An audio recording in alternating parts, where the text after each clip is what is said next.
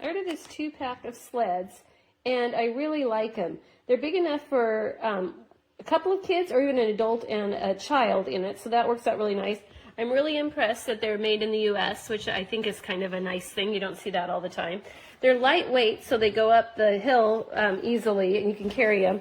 And on the bottom, it looks like this. It's a nice plastic, and there's kind of a built-in handle on these too, so the kids or adults can hang on to it. We're anxious and looking forward to using them soon as the snow comes, and they should be a lot of fun.